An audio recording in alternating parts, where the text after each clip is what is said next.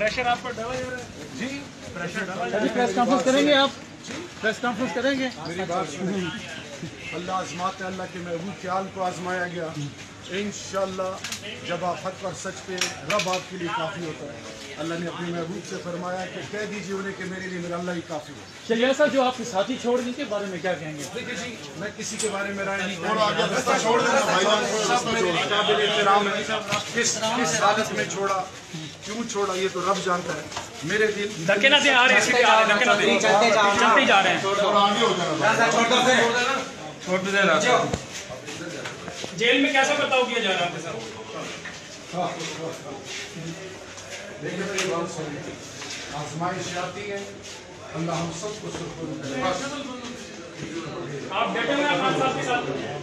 देखिए जी, एक अल्लाह के महबूब, एक गुल, एक सर के जेल और उसके बाद हालत आए तो 2 बेल, क्या कहेंगे? देखिए मेरी बात सुनिए, जो रब ने लिखा वो